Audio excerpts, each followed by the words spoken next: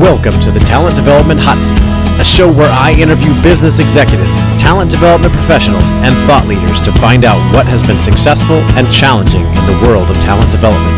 My objective is to share ideas, valuable lessons, tools, advice, and trends.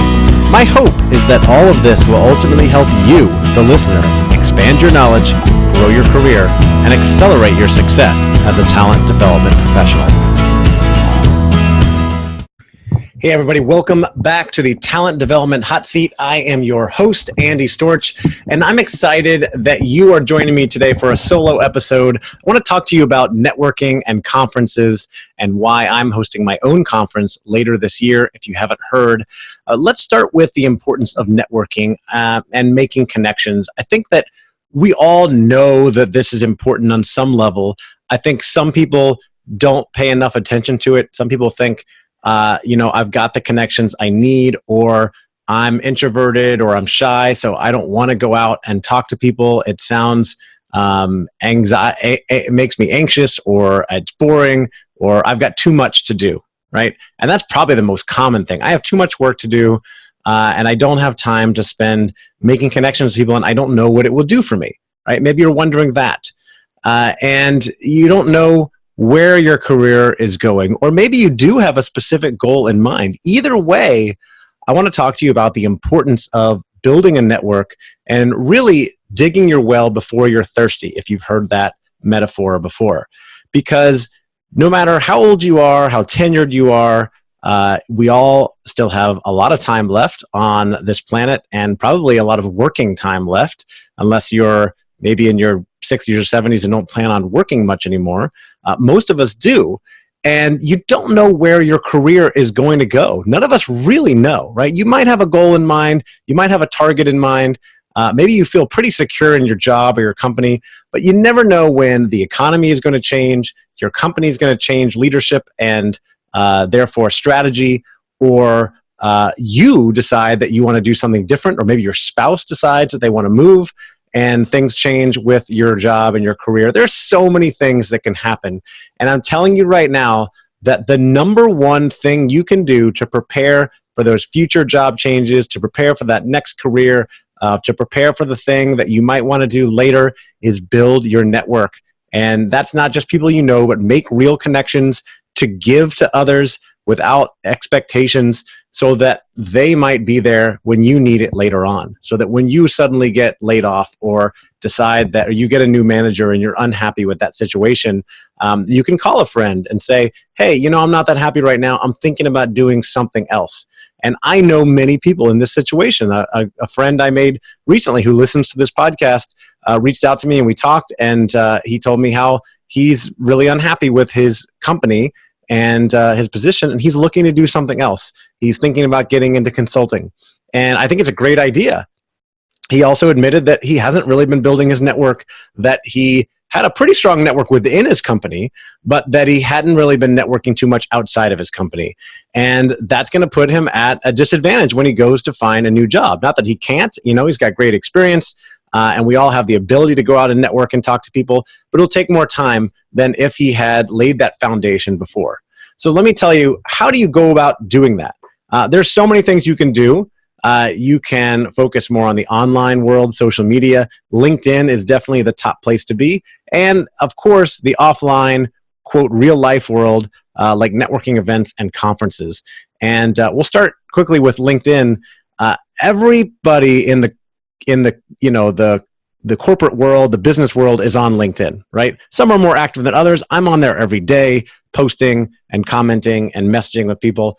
Some people might check it once a week, but they do go on there, right? It is an important aspect, especially in the business world. And it's easy to find people doing the thing that you might want to do, or in the industry that you're in, or in the geography that you're in. You can kind of search that way, and you can connect with people and say, hey, Lisa, I saw that you work in talent development, and I do as well, and I thought it might be great for us to connect, and I just want to hear what you're working on, what your challenges are, and what your best practices are, and I can share mine as well. And you're learning from each other, and you're connecting, and then you have more people in your network that you can call later on if you need help with something, right? That's the big thing. Now, that only goes so far.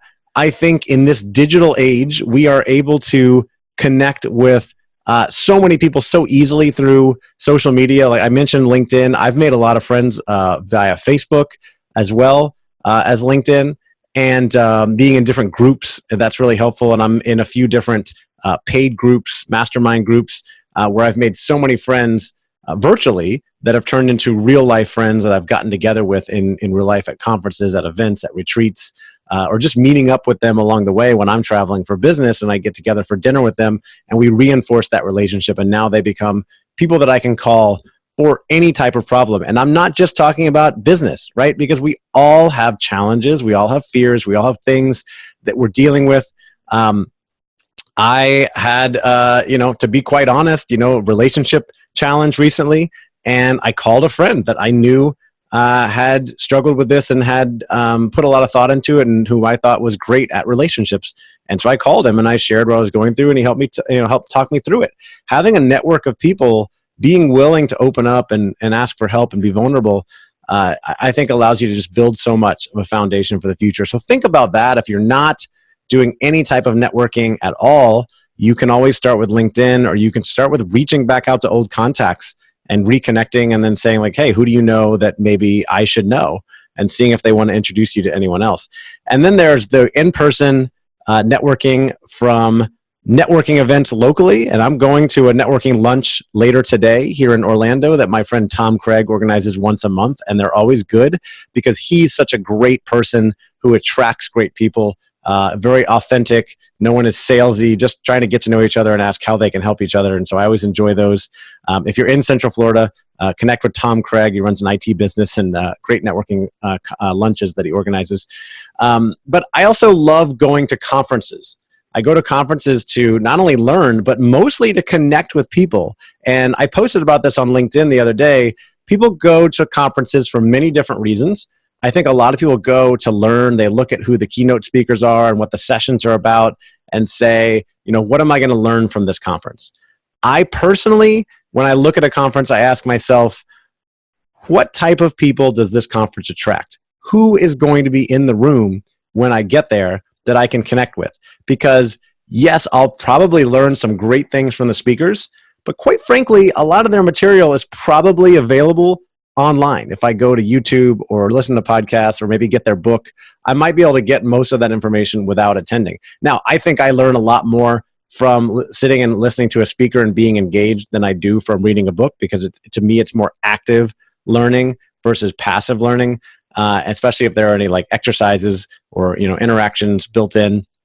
But I'm usually taking a lot of notes, which I'm not always doing if I'm reading a book or listening to a podcast, right? And there are studies that show the act of writing things down, taking notes, will help with your memory, right? Help you remember those things, right? So I do get more out of those. But for me, the number one thing is the networking, the people in the room. Because if you go to a great conference, there'll be good people there. And even though the speakers, the keynote speakers, are often the quote unquote experts in front of the stage, they're up on stage because they are known for developing great content or having a really great style, or being someone that people admire. But usually there are a lot of people in the room whom I know I can also learn from, whom I know are doing things that I want to do, who can help me with certain things, and I can help them. And so I ask myself, who's going to be in the room? And sometimes I'm going to conferences to network purely for a sales perspective, right? Because I am also running a business and I'm looking for clients. But oftentimes it's to connect with people, especially people that are doing the things that I want to do, so I can learn from them. And so I go to a lot of conferences. I invest my own money. I don't have a company that pays for them. I invest my own money in going to conferences. And I find that it always pays off. I go to everything from personal development conferences or seminars like Tony Robbins, to I go to a couple of podcasting conferences a year, Podcast Movement and Podfest. I went to a big social media conference earlier this year, Social Media Marketing World.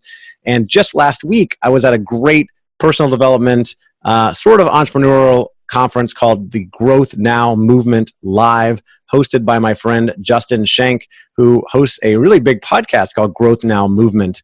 And that one's all about personal development.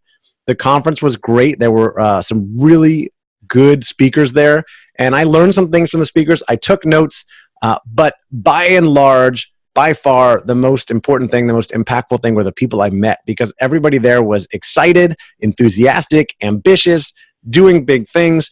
And I'm now connected with all of them on social media, right? And there are people that I can reach out to that I know are experts on X or Y, and I can go back to them. And we have a personal connection because we spent time together. We hung out at the cocktail reception. We sat next to each other in the sessions. We talked to each other at a break. And I met up with a couple really good friends there. I recruited them to come with me to the conference.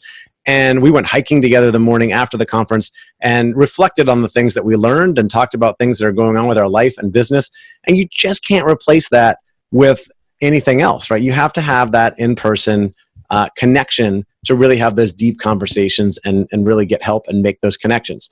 And so I've always liked going to events like this. I've really ramped it up over the last couple of years. I've been going to more and more conferences, and I go to some HR talent development conferences as well.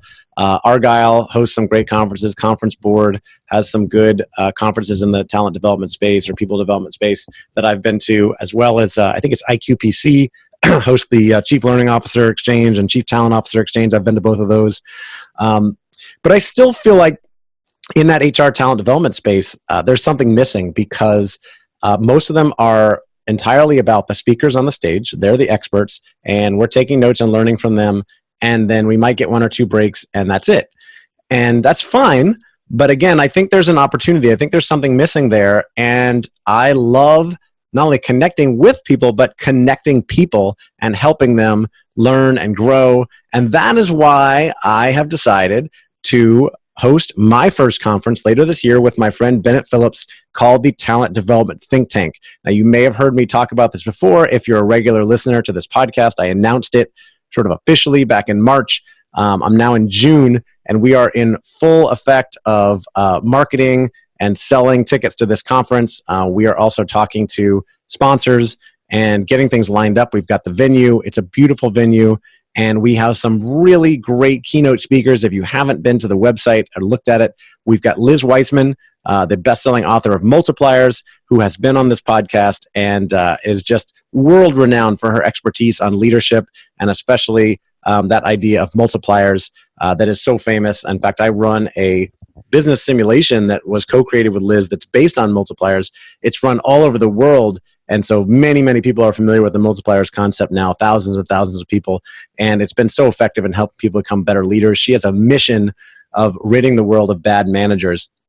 And I know she gives really great talks. They're interactive, they're engaging, they're fun. So she is our headline keynote speaker. We also have Josh Bersin, who is a big-time thought leader in this space. If you're in talent development, chances are you've heard of him. Maybe you follow him. Maybe you've been to his conference, the Bersin Impact Conference that Deloitte runs now, or read some of his articles lately on LinkedIn. Have been really good about things like agility and learning in the flow of work and learning in the flow of life and all the things he does. And we're going to talk about the future of talent development and what is going on there, and really start to map out the future and where things are going and how you can prepare yourself and your group and your career for that. I think it's going to be such a great opportunity to hear him speak.